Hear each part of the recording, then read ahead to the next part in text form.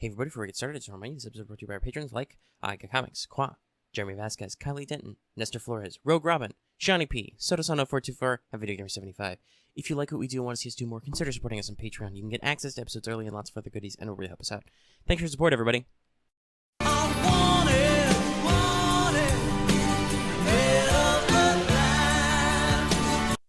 Hey everybody, welcome back to Let's Talk FGO Wanted. Sorry, I'm looking a little quiet in my sound levels, but hopefully I'm doing okay. Hi, we're doing Wanted. It's that show where we let you know if you want to know servants, usually who are limited, but also sometimes who are permanent, and usually 5 stars, but also sometimes 4 stars. Basically, Wanted is whatever the heck I want it to be, and whatever you guys are actually going to watch now. That's just how it works. It's funny. Anyway, yeah, hi, how are you? We're going to do this today. We're firing from the hip a little bit right now, because this is very sudden to make it match up with times and things that are going on.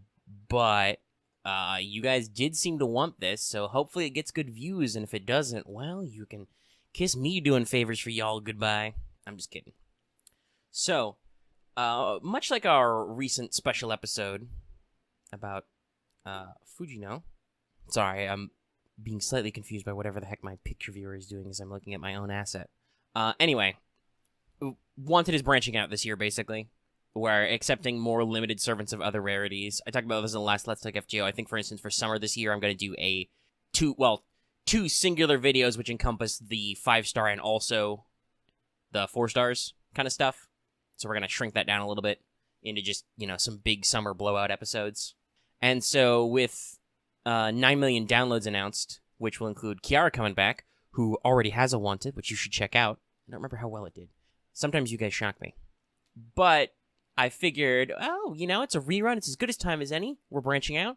Let's fire up a Passionlip, and people seem to be excited for that. So, we're doing Wanted Passionlip.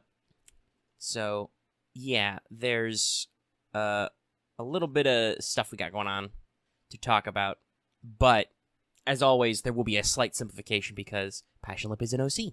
Like all the original Sakura 5 alter egos, Passionlip comes from CCC. So, she was originally made for there, though much like Multralus, there's some interesting commentary there, and we'll talk about that in a sec. So, expect this to be, once again, slightly more compact than normal with Wanteds. There's not a lot of background to get into, but we'll get into a little. So, normally we break this up into 4 points, like I said. We talk about the servants' real-life history, we talk about their fate, lore with a capital L, we talk about their mechanics, and we talk about their rarity. Not their star rarity, even though that's not necessarily the same, but how frequently their rate-ups are, because that's a very important factor for letting people know when they want to roll stuff. Okay? So, that said, like I said earlier, Lip is from Fate Extra CCC originally, so while one of the Sakura 5, her appearance and aspects of her personality can be said to be based on Sakura, she's also kind of her own person, especially as we get into FGO. So, that was her first appearance in Extra, where she is considered the alter ego of love and hate. So she's born out of BB trying to cut away some of her emotions and stuff and feelings and build a more superior aspect. This means that Passionlip is a high servant. She's composited from data of several things, including goddesses. Namely, she is composited from Parvati, who's also a standalone character, from Durga, and from Brynhildr, who is also a standalone character. And in fact, though the subtitles are different, Lip's NP name is drawn from the same source as the Bryn in FGO, Brynhildr Romantia. Interestingly enough. It's funny how that works out. But yeah, I think Lip is the most represented by people already. Well, okay. Parvati came out after the CCC rerun, but still, right? There was still an element where she is currently the most represented, and we don't know if Durga will get in. Durga is very important to Lip's character because the Hindu deity Durga was said to have 10 divine weapons, and so Passionlip has her giant gauntlets, which end in 10 fingers, and are super destructive, and also why she weighs, like, literally a ton. She's one of the heaviest servants in the game, but that's what happens when, at least 50% of your volume. Heck, I'd even go as far as 2/3 is giant metal hellclaws, which Lip is now very self-conscious about. In the actual CCC, she suffered from... There was a lot of commentary about people not perceiving things about themselves in CCC, so she was not self-conscious, she didn't understand. Now she understands, and so she's a little a little googly about her various bodily proportions, which are weird. But yeah, so if you want her real backstory and all that stuff, she's a major focus. She's one of the major alter ego characters, so obviously she comes up a lot in that. And of course, obviously, she was a major character in the CCC collab, which will be getting a rerun next year. She has, interludes and rank ups and stuff, and may or may not appear in other stuff. I don't really know. Collab characters are kind of hit or miss on whether or not they come back. It depends on what they're sourced in and whatnot. But yeah, there's Lip. She's an alter ego. And there's not much more to say about that in the context of FGO. So, let's go ahead and jump into those mechanics, because that's where the action's at. So, Lip is a 4-star. Out of our 4-star selections, she does have both... Well, okay, she has higher attack and the same HP as our other extant-free 4-star alter egos. Her HP levels are not necessarily super comparable to 5-star alter egos. They're not awful, but there's still a little bit of... There's at least 1k, and I think it's actually more like, looking at the math, it's more like... Well, it's not quite 1... It's between 1 and 1.5k difference between her and the lower attack ones. And more significant differences between her and, say, Look at the Altar or King Protea, her little big sister. And obviously that means her HP doesn't quite stack up as high either, though obviously you can solve some of that with Grails, but Lip's one of those characters who, she really is a tank, and we'll see that through her skills and stuff. So the raw numbers of her attack and her HP are not necessarily her performance in-game. Alter Egos have kind of middling star absorption, because she's a gorilla. She's got what's called the gorilla deck with 3 busters. She has very high NP charge, even though her hit counts are already pretty decent, so she should generate all right, and she has an alternate method of generating NP, which we'll talk about in a second. But you'll notice that her NP charge on defense is the higher of the usual values. Usually it's like 3, but it can also be 4. Got all that normal stuff.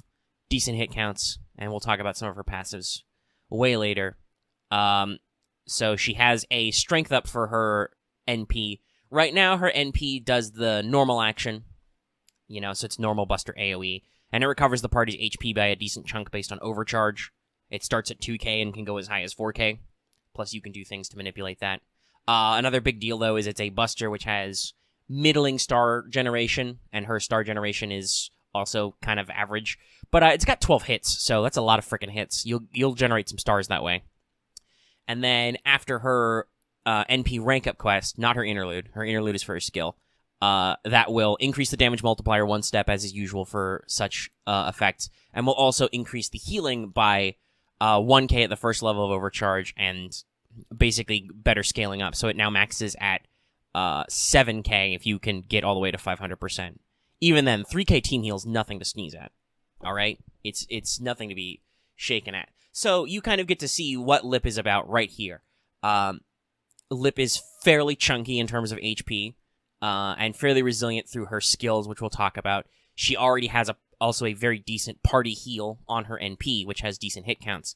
And the thing to remember about alter egos is they bully cavalry classes, which can be really helpful for mixed nodes. So, yeah, it's a very, very effective clearing at waves and the like. You can do a lot with her, just the ability to do positive damage to multiple classes in ways that you may not find useful with other servant types. And also, alter egos have base damage of 1x, which a lot of those counter cavalry classes, the cavalry classes that counter each other, are not great for that. Sorry, I keep bumping my mic. So in Audacity, I'm quieter than I usually am. I think it's a decent level for you guys, but it bothers me a little. But I'm trying not to be too soft to my microphone, but also I keep slapping it with my chin, my big heroic chin. Okay, I'm on mic. Sorry about that. And hopefully I'm not going to bump into it, because I really don't want to do that. That's going to make weird noises. Anyway, that's her NP. So, skills is where you really get the picture of Lip's kit, though. So, first up, Breast Valier. No, that's a thing. She stores stuff in there. It's a recycle bin. This applies damage cut to yourself 3 times for 5 turns, and debuff immunity to yourself 3 times for 5 turns. The damage cut starts at 500 and ends at 1k, which 3 times is fairly decent. And also at minimum cooldown, I should say, it's 5 turns, which means if she doesn't use those debuff immunities or damage cuts, you have them up permanently. You never run out. If you're only running out if you're taking those hits. But you probably will be because of her second skill, Masochistic Constitution. This, by the way, is why it's hilarious that Lip has Presence Concealment A. She has a skill that cancels it out. It increases your defense for 1 turn. Normally, this is 10 to 30%. And gives you a target focus for 1 turn. So it's a taunt with a significant increase to your defense. 30% for 1 turn is nothing to sneeze at. And it's got a 4-turn cooldown. Oh, yeah, and you've already got, like I said, Breast Valley to give yourself that 1k damage cut, too. So, already, you begin to see what Lip is about. Lip has a very decent HP pool for her focus.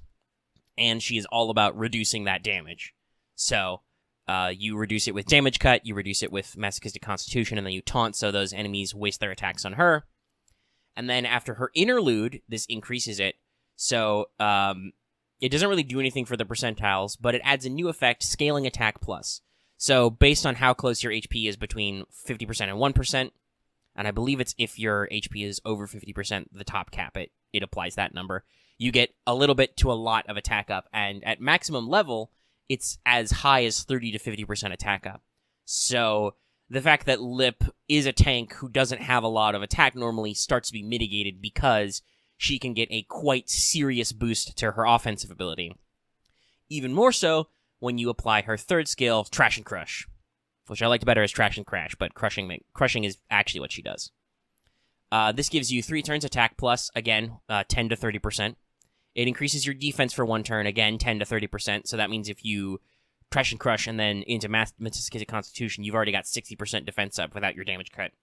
You get 3 turns of Ignore Invincible, that's a very wide swath, and you get an effect where for 3 turns you have a 10% chance to apply instant death after each attack, because, yes, if you get caught in Lip's hands, you will be crushed. But you stun yourself for 1 turn. Unless you remember to hit Breast Valley first, and then you've got debuff immunity, which that counts. And I have, using Support Lip, I've done that. I've fucked myself over and done it on the wrong turn. But yeah, just remember to do your things in the right order. And so now again, Lip is Buster focused. She's giving herself quite a lot of attack ups, you know. Again, 60% if you're at max skill level without any of the scaling. You're taunting so that enemies' attacks are drawn to her. You're doing damage cut, and also, even then, while you're taunting, you're looking at upwards of 60% defense up. Plus, Ignore Invincible. And you know how those assassins like to be shifty. Shifty assassins. Or, I mean, hey, you can tell Merlin to fuck off. He's got a team invul. But yeah, so that's a pretty decent effect pool. What you do with Lip is you just scale up her attack with her skills, and you scale up her defense, and the fact that she's quote-unquote only a 4-star starts to matter less and less, because you're boosting your damage a lot, you're doing a lot of positive class advantage damage, and you've got a lot of Buster cards to just dunk on people. A very significant improvement, right? So, what does she got for passives? Because that's kind of her whole package with her skills and her NP. She's got Magic Resistance C, not a huge deal, but she also has Core of the Goddess C, which means her debuff resistance is already stupid high. That's why her stun to herself isn't a chance, by the way, because that means that theoretically she could probably fail it. It's just a straight stun. But in general, other enemies will not be debuffing her very easily. She's got over 20%. I think it's actually over 25, because I think C is like 6%. So assuming it's purely additive, which most stuff in FGO that is the same buff is, that's 20% off Goddess Core and then 6%. So there's that. Plus, again, sneaky damage buffs gives her slightly more damage than you'd think.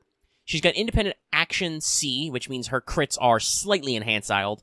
Not a lot, and it's not really, because she doesn't have any other crit-enhancing effects, it's not really anything important, but it does exist, and it means if you do get a Buster crit in there, you will hit a little bit harder. The real fun one here is she has Presence Concealment A, like I said, which means that's, I think, a 10% buff to Star Generation. Now, obviously, that really only mostly applies if you lead with her 4-hit quick card. That'll have very good Star Gen that way. Her Buster cards only have 1 hit, so your Star Gen will still be kind of low. But remember, like I said, Brunhilde Romancia has 12 hits as a Buster card, so she will be generating quite a few stars with her NP that way. Now, those stars are not necessarily useful to Lip inherently, but depending who the rest of your team comp is, because you'll be fighting mixed nodes, or fighting foreigners even, you may find it useful to actually apply that skill. And the other thing to think is that, you have to think about also who else you're dealing with. So, for instance, if you were super lucky and you have multiple alter egos, because they are kind of rare, that could be support for other characters. Both the Mecha Ellies are Buster Gorillas as well, and have single target Buster NPs. So if you've got a boss at the end of this rainbow you want to take on, you can use, Lip to help generate stars that way. Though I don't think... She does have Innocent Monstrosity. Do you have any...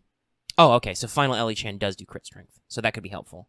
And Ogita Alter also likes crits, though she's also AoE Buster. So there's a little... That's more of a, elite multi-level clear strat kind of thing. But she's got some decent ability to work for herself, and it will hopefully help others. If you're not using multiple alter egos, hey, maybe that star gen will be helpful to, giving assassins stuff. Or alternatively, you're dealing with units that don't get star weight, like casters. So, CEs and team comps. Well, Lip is Buster. She's all about Buster, so it's all about that Buster support. Merlin will give her even more HP. He'll help her charge her NP, which is a thing that you should be concerned about. She does only have one arts and one quick. Even if her hit counts and inherent gains are good, just free NP gain is not bad. Because she's an alter ego, you might also consider once Osakabe Hime gets her upgrades, her NP and her skill upgrades, they will mesh together very well because Hime will boost Buster and also can boost crits and stuff and generate stars and things. And has a targetable NP battery, so that's a decent supportive chance. And of course, a Waver is just more damage cut, more damage plus, and just raw charge. Also has a crit buff in there, should she actually be critting. So that's in general your support. Otherwise, you kind of have to pick what you're using Lip for. So you could pair her with characters who are healers and, increase healing amounts to make her recover your team more. You could use Lip as the kind of AoE bullier to smash up mobs and then, pass on a chain or a lot of stars to a single target hitter, etc., etc. Kind of work your way around stuff. With her ability to taunt, she can help cover for more fragile units if you're concerned about taking hits. Like you have a little bit of a brittle unit that you need for boss killing. In general, her kit's not super flashy, so she kind of slots in a lot of places. It's just all about doing more damage and taking less damage. It's very straightforward. For CEs, just that. Obviously, her NP gain is pretty low, but she doesn't have a battery, so if you want to do the old, Waver and start with something like a Sumo, that's fine. Get your Golden Sumo in there if you got one. Get Howling Princess if you got one. And, if you have somebody who's better suited to carry that Sumo. Because, don't worry, Lip will take care of her attack stat all on her own. So that's a pretty basic setup. Also, other than that, it's just busters and crits, I guess. And honestly, the crit thing might not even be worth bothering, because like I said, she doesn't necessarily focus on that. It's just a side effect of the fact that she does have a slight self-passive crit buff, and quite a lot of extra star gen. You might want to increase her weight if you're going to mix her with different units, but I guess the only other serious competition would be other alter egos or writers, in which case I don't think there's any good CEs that even with a 300 times... well, I guess if you times 3, that would exceed the normal writer star weight. Is that how that works? I don't always know how these numbers interact with each other, does that mean that 300% is literally 97 times 3? Is that how that translates? I don't know. Answer me if you do know if that's how the math works for FGO. So, but that would be a very passive thing. Arguably, there's servants much better able to capitalize on crits. You could improve her star gen even further if you wanted to use her as kind of a pocket star generator for a team. Obviously, most of the time assassins will be better at that, but maybe you're fighting a caster node and you want star generators and you don't have any writers for some reason. I don't know.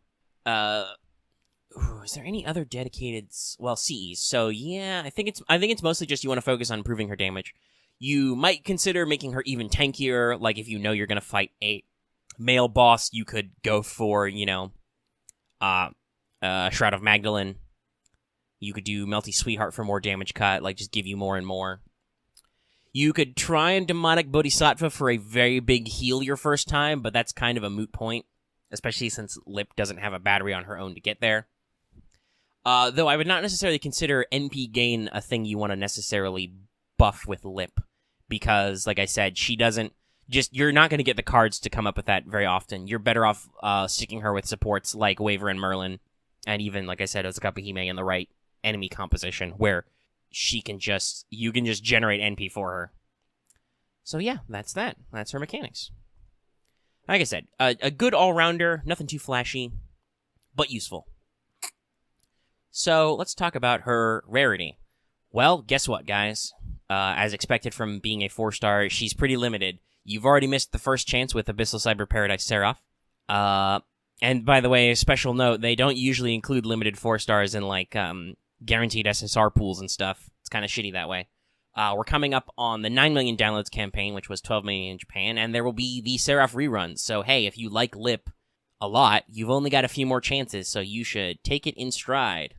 It's very important, if you like her, I guess. Yeah, so I think that about wraps up what we're going for here. So, I'll be sure to send you on your way, and that leads right into the YouTube outro. If you like this video, be sure to give it a like, raise some noise, let me know if you're liking this series where we expand outside of 5 stars. And, of course, if you have any comments, leave them in the comment section down below. I wish you luck on your rolls. And, of course, if you're new here and haven't already, please subscribe to the channel so you can always get our latest videos, like future Wanteds. Got some fun stuff coming up. And don't forget to hit that bell for notifications even if you're already subscribed, so you always know when we post a new video and when we stream and stuff. It's a great way to get news. All right. And just one last thing, like it says at the front of the show, consider supporting us on Patreon. You can get access to these episodes early and lots of other goodies, and it really helps us out. So I will see you in the next Wanted. Not sure exactly when that'll be. It'll be something. I think it'll be the Lost Belt 1 stuff first.